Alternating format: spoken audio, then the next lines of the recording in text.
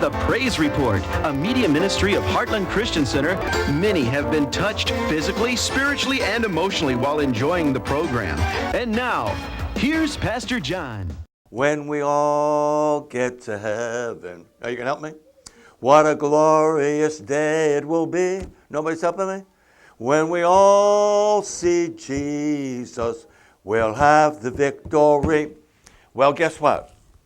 The day will come when us in this room, how many of you going to heaven? And by the way, there's only one way there. It's by the Spirit, through the Son, to the Father. All other ministers that are leading viewers or congregations or people listening to them, lead them to believe that there's other ways to get to heaven. This could happen one day. Picture all the souls in hell that are there because that preacher didn't tell the truth. Because they wanted to be popular, they wanted people to like them, whatever. Picture this. Somebody in hell or destined to be there for eternity will one day say to that preacher, "Why didn't you tell me?" I don't want to be that person that they would say that to. So I'm here to tell you the only way is through Jesus. And we don't have time to get into that today because we're in a different subject. We are in a series called Things to Consider Before You Vote. Now, at the time of this recording, we have election coming up, but we've always had election coming up, and we have more elections in the future. So it doesn't matter what year you're watching this. Watch the series called Things to Consider Before You Vote. So far, we did 19. They're approximately 15 minutes long or so, and now we're in 20. And the title of this one is Socialism versus Capitalism. We're going to look at the difference between socialism and capitalism. So today we're going to look at, now I have a dictionary here, I did look it up, but I don't want to take the time because we only got like 15 minutes here to be with you on this segment. I'm going to give you a paraphrased definition of what I believe socialism means. The government, it can be a political view where the government is control of and owns the businesses. So in other words, the banks, the insurance companies, Joe's Barbershop, we could call it Joe's Clip Joint, or we can call it the Lawn Care Service, or we could call it Sam's Roofing Business, or Bob's Butcher, or Billy's Bakery, or Sarah's House Cleaning, or Sarah's Counseling Service, or the electric company, or the postal service, or transportation companies, or all medical, all these businesses are owned and controlled by the government.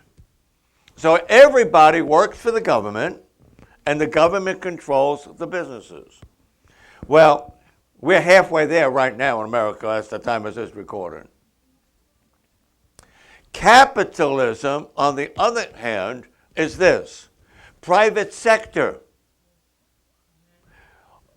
People who deliver, whether it's UPS, whether it is Bob's Cleaning Service, or Sarah's Counseling Service, or John's Lawn Care Business, or other companies. They are owned by individuals who have corporations or private people who this is our business. We are in control of our destiny. Do you see that? All right. Now, let me have your eyes. At the time of this recording, we have people running that support capitalism. We've always had. We have people running that are supporting socialism. We always had, although they called it something else, which is really leading towards communism. They maybe didn't call it socialism. They called it progressive. They called it liberalism or whatever. Here's a test to find out if you really are a socialist when you say share the wealth. Number one, before we get into that, everything that the government controls is messed up.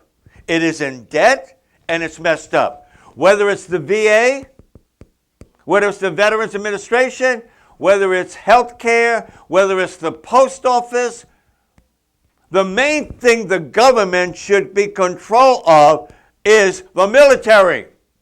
And only if they put generals and leaders in the military that the government would listen to and take their advice. The main purpose of the government is to protect us from the enemy like ISIS or other wackos. That's the main purpose of the government. It is our job to get off our duff, to get an education, to work, to apply ourselves, and to provide for ourselves, for our household, and have money to give to help others. Most capitalism people who believe in capitalism are generous people. They're the biggest givers to nonprofit organizations, I believe. Freely you receive, freely you give. The difference is that we want the right to be able to give to the agencies who we feel we want to support. I don't want to give my money to support partial birth abortion. But under the government care, you are.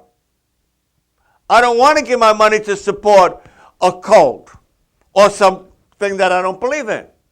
I want to give my money to support the needy people that God puts in my heart to support, and to support the work of God that I believe is really leading people to Christ and Christ crucified. Does that make sense? So that's where we are. Socialism comes from Marxism. Marxism was a communist. That's where it's going. Now, why would you say that everything the government controls like that is messed up? Can you give me some common sense thinking on that? Yes. Let me have your eyes. Write this down. Too many hands spoil the soup. Very simple. Too many hands spoil the soup. Get out of the kitchen. So if you had Mama over here making a meal, very simple. What? Here's Mama making a meal. How many of you like your Mama's cooking?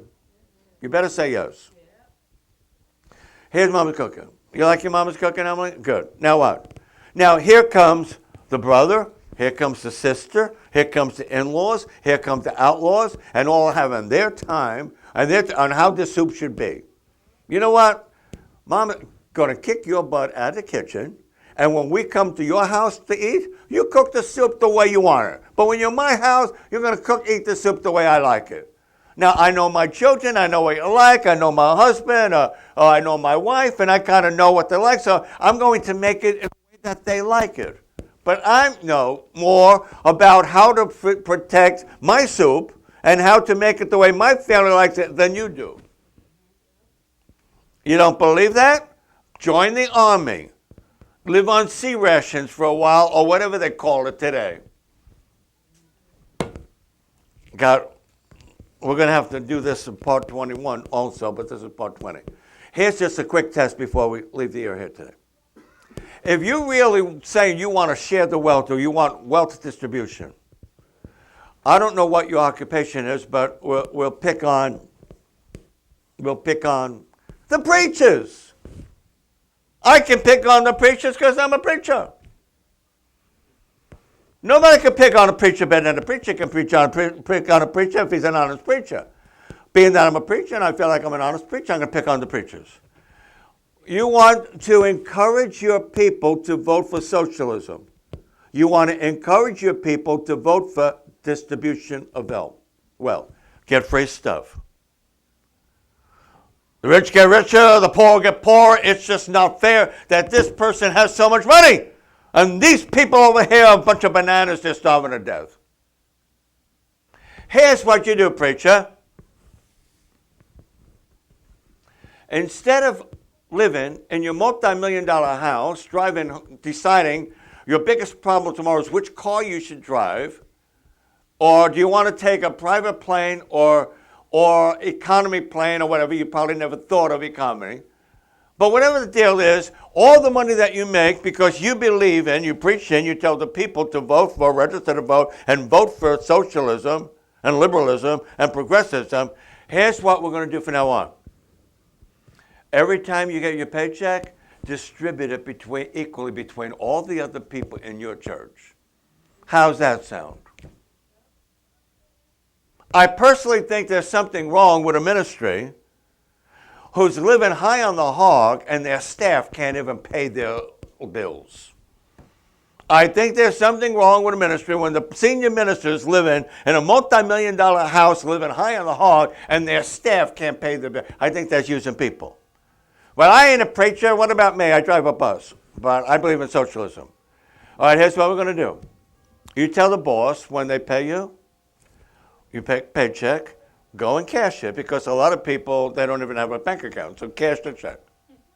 Get on the bus and distribute your paycheck every time you drive the bus with everybody else on the bus. You said you'll believe in distribution of wealth, right? Whether you drive or engineer on a train, or how about pilots? I believe in socialism, distributing wealth. So here's what we're going to do. I'm flying. I'm going to get out and say, listen, before we take off, I want you to know I got my paycheck this week. I got a bonus. It was pretty good. So we're going to distribute it between all of you people on this plane. We're just about out of time. Let's have a little test to find out if you really believe in distribution of wealth. Let's say that you are the manager of a company, a restaurant, a chain of restaurants, whatever. And now you're the manager of this restaurant, and we got the busboy, we got the waitress, we got the cook, we got the salad person, we got the cashier, we got the hostess.